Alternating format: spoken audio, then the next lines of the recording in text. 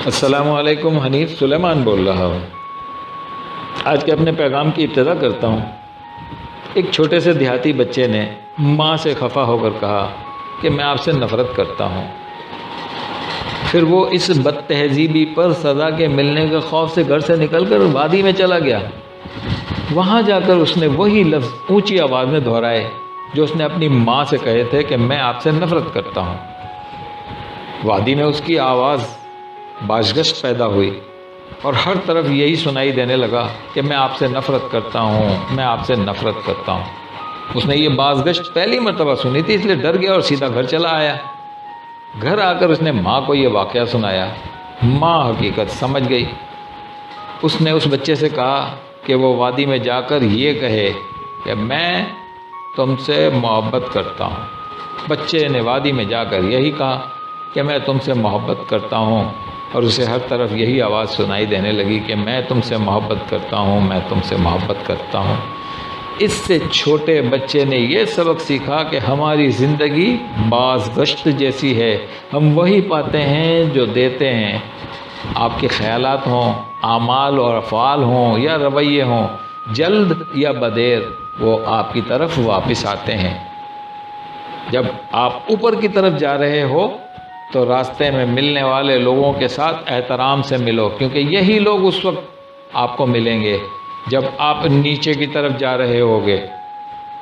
بہت سال پہلے کی بات ہے کہ دو نوجوان اسٹینفورڈ یونیورسٹی میں پڑھتے تھے۔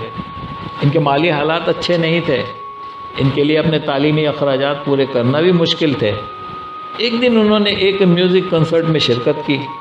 اس سے ان کے ذہن میں یہ ترکیب آئی کہ وہ بھی ایک کنسرٹ کا اہتمام کر کے اپنے تعلیمی اخراجات کے لیے رقم اکٹھی کر سکتے ہیں۔ دونوں نے فیصلہ کیا کہ وہ مشہور پیانو نواز پیڈروسکی کے کنسرٹ کا اہتمام کریں گے۔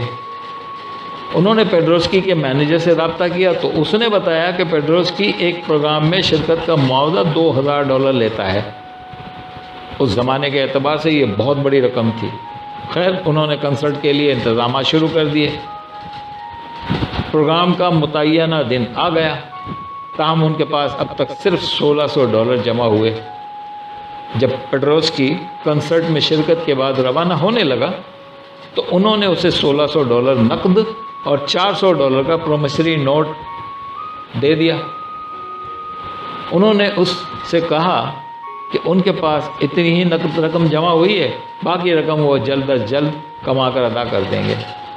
پیڈروسکی نے پرومیسری نوٹ کو پھاڑ کر 2 ٹکڑے کر دیا اور $1600 انہیں واپس دیتے ہوئے کہا، ان پیسوں سے اپنے باقی اخراجات پورے کرو اور 10% رقم اپنی محنت کے معاوضے کے طور پر رکھ لو اور دل لگا کر پڑھو۔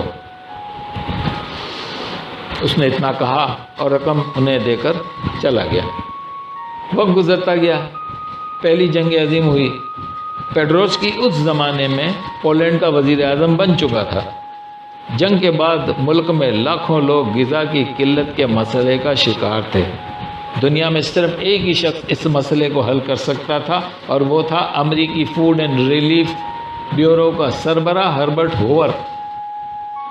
پیڈروسکی نے اس سے مدد کی درخواست کی تو ہربرٹ ہوور نے ہزاروں ٹن خوراک پولینڈ بھجوا دی۔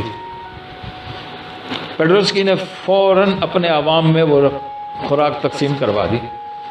جب ایک اجلاس میں اس کی ملاقات پیڈروسکی کی ملاقات ہوور سے ہوئی تو اس نے اس کا شکریہ ادا کیا۔